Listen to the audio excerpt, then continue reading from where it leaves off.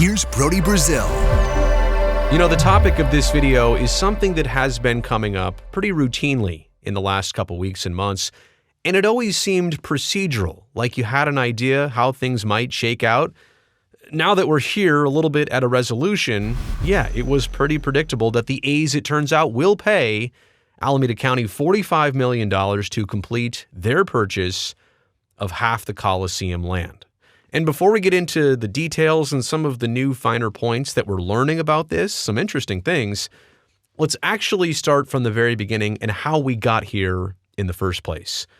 Early 2018, A's president Dave Kaval writes a one-page letter to then-mayor of Oakland, Libby Schaaf. It's basically asking for the A's to purchase the Coliseum site for $135 million. Quote, "It has become clear that the A's need to solidify control of the one site in Oakland that offers an assured path for the development of a new privately financed baseball venue, the existing Coliseum complex." You can read the letter. This is all public information, but it's pretty clear right there that the A's are looking to buy this land specifically so they can have a backup. I mean, they learned this through the Peralta site that things fell apart. They were working on Howard Terminal. They wanted a backup plan for Howard Terminal. Again, read that letter. It's pretty much what it says. Fast forward to 2019, the A's do not get to purchase the Oakland half of the site, but Alameda County says, yes, we'll make the sale, and they do so for a price that seems well below market value, $85 million for half of that very valuable Coliseum land. And we knew Alameda County back then was trying to get out of the sports business.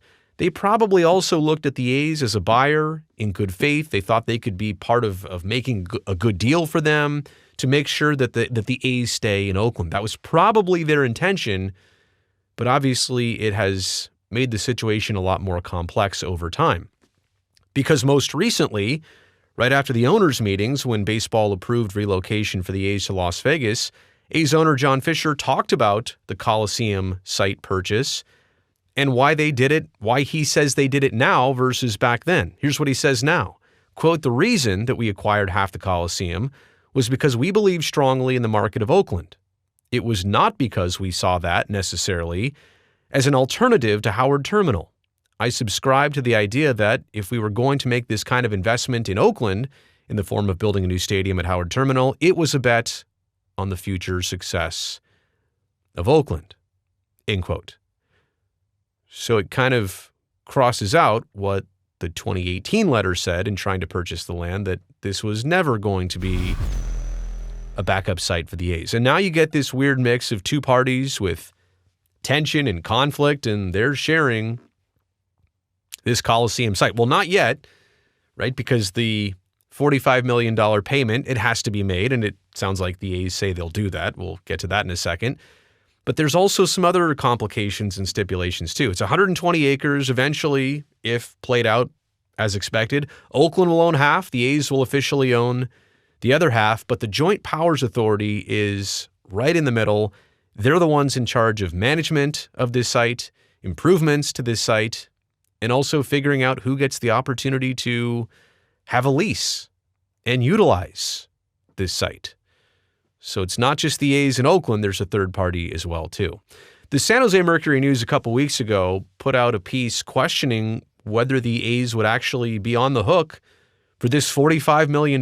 They had paid $40 up to a current point, but they still owed the final $45 to make this sale complete.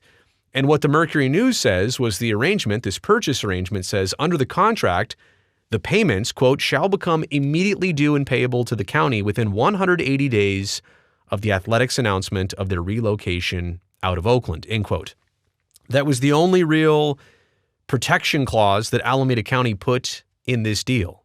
Not that the sale would be canceled or voided or that the A's wouldn't get the opportunity to buy the land. The only safety caution stipulation here was that the A's would instantly owe the remainder of the money within 180 days of announcing relocation.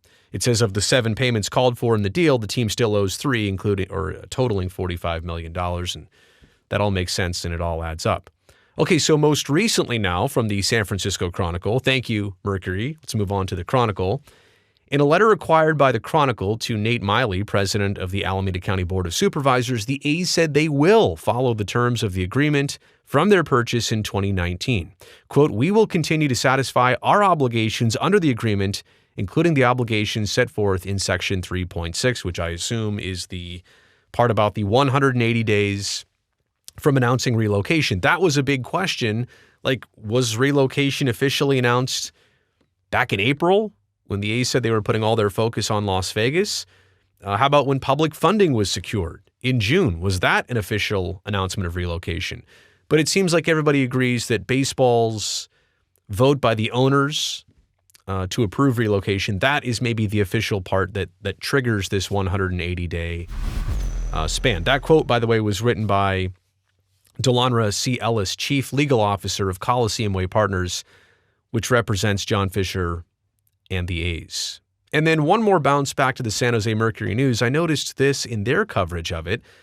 It says, separately, though, the A's purchase is tied up in litigation after the lobbyist group Communities for a Better Environment challenged the county's decision to sell the property. So, like, this is going all the way back to a 2019 sale. This is still in litigation, at least this challenge to the sale.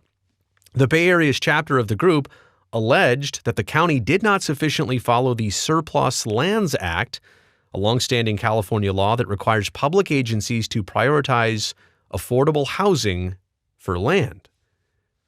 That's interesting. And we know real no development plans for the Coliseum site right now as it relates to the two owners, the 50-50 share of owners, that they agree on anything that they'll be doing with this land. Maybe when Alameda County sold the land, they assumed that the A's would develop it somehow, some way, including housing, but I don't know that that is an assured thing of the final product anytime soon.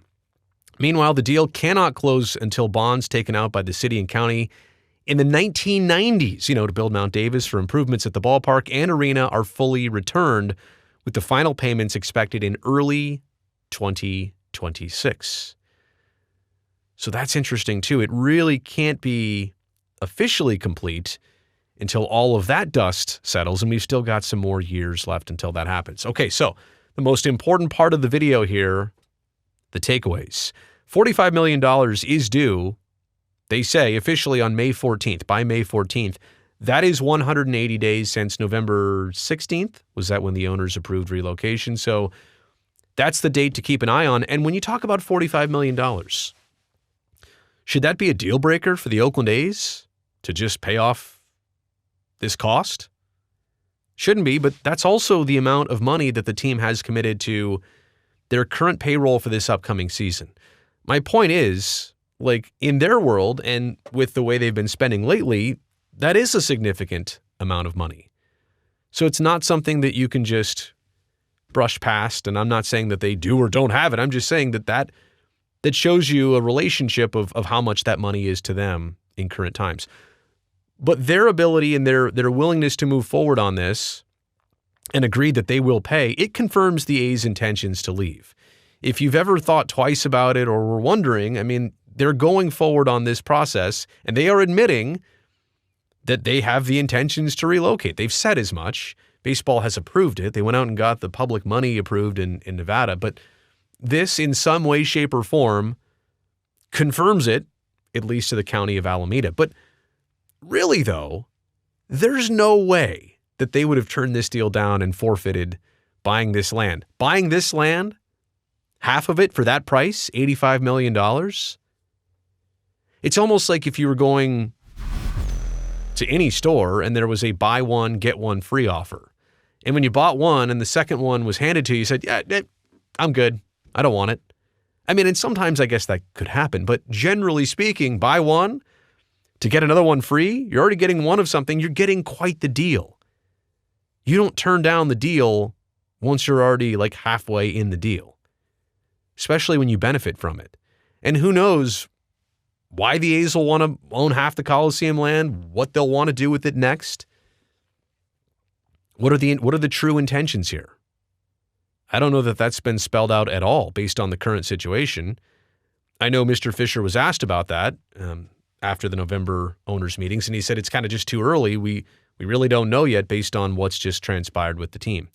But obviously the A's owning half that Coliseum land, it gives instant leverage on both the site and what does or doesn't happen right off 880 there, but it also gives the A's leverage against the city. They co-own this site, and it's going to be really hard for both parties to move forward in the same direction no matter what now. Even under good times, who knew if they would agree on everything? But now there might be some intentional delays to things that they'll want to get done. It is not an optimal situation to have these two parties with this important site and not really any clear resolution of how this will play out. Now, I also want to point out, I saw everybody taking note of the $32 million in Gap stock that was sold by John Fisher. And maybe that has something to do with the $45 million payment to complete this purchase. I guess you could draw parallels there. You could understand the timing of this, although that money's not due for a handful of more months. Maybe it's for something else. Maybe it's totally unrelated, but I do think there is something to that. Getting money available so that it can be written in the form of a check or a bank transfer or however you send $45 million. But maybe it's related, maybe it's not. I see that. I recognize that. I understand that, but I don't know that anybody truly has the reasoning behind it. It could be. It could be that is a preparation for the A's and getting most of the money they need. It's also not the full 45, obviously 32. It's a large chunk. Maybe it has something to do with it. Maybe it doesn't. But it turns out the A's will pay for half the site. Just seems like a move they had to do. Offers them leverage. It's a no-brainer. Like I said before, procedural and predictable. All along, there was no way they were going to get themselves out of this. It was too good a deal to let go away. So what happens next? We'll keep an eye on that. I'll tell you what I'd like to have you do is thumbs up down below for this video. It'll help me and the channel. Also, don't forget to subscribe so I can definitely see you back here next time.